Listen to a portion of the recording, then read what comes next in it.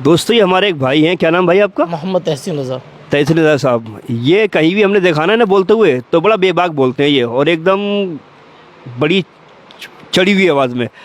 इनसे करते हैं एक सवाल, भाई आप बस हमें इतना बता दो कि मज़ार शरीफ पर चादर चढ़ाना कैसा है? देखिए, मज़ार शरीफ पर चादर चढ़ाना जायज़ है माशाल्लाह। अहले सुन्नत वल जमात के नज़दीक तो मज़ारों पर चादर चढ़ाना जायज़ है, लेकिन मज़ार पर चादर चढ़ाने की एक कंडीशन है। कंडीशन? जी, इमाम अहमद रज़ा खान साहब फरमाते हैं कि मज़ार पर चादर जो पड़ा हुआ है पहले से, वो सड़ के गल के फट ना जाए, तब तक आप दूसरी चादर ना चढ़ाएं। लेकिन हज़रत आपने देखा होगा कि अब इस चादर चढ़ाने को, ठीक है, अब जब हमारे में जायज़ है तो इसी का जो मज़ाबर बैठे हुए हैं उन्होंने इसका सहारा लेकर अपना कारोबार बना लिया। आपने देखा कि किसी भी मज़ारों पर उर्स होते हैं तो ट्रकों से चादर जाड़ेंगे, इधर चादर चढ़ी, इधर उठी और उधर बिक गई।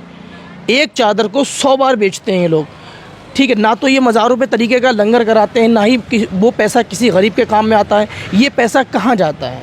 ये हमारे जो नासमझ मुसलमान भाई हैं, इनको सोचना चाहिए कि भाई जो आप चादर चढ़ा रहे हैं मज़ार पर, ये ज़रूरी नहीं है। आप अपने अड़ोस पड़ोस में किसी गरीब को देखो, उसकी मदद कर दो, किसी बेवा को देखो, उसकी मदद कर दो, लेकिन ये तो हमसे होता नहीं है। भाई चादर चढ़ानी है, अरे भाई चादर कहाँ पर है कि हाँ चादर पे चादर चढ़ा रहे हो? आप किसको फॉलो कर रहे हो भाई? आप अगर इमाम अहमद रज़ा खान साहब को फॉलो कर रहे हो तो भाई उनकी तालीमात पर तो ध्यान दो। आपने कहा भाई चादर चढ़ाना ज़रूरी नहीं है, लेकिन अगर आपका मतलब मन है चढ़ाने का तो हराम भी नहीं है, आप चढ़ाओ, लेकिन इसकी कंडीशन तो देखो कि एक जो चादर पहले से चढ़ी हुई है, उस कब्र को, उस मज़ार को चादर की ज़रूरत नहीं है।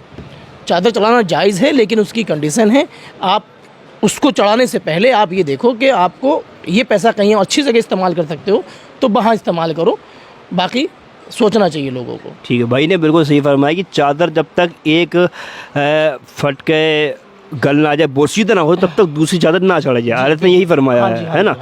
तो भाई फैसला आप लोगों के हाथ में है, आप लोग कमेंट्स करके बताना कि भाई की बातों से आप लोग कितना इत्तेफाक रखते हो। बहुत शुक्रिया भाई।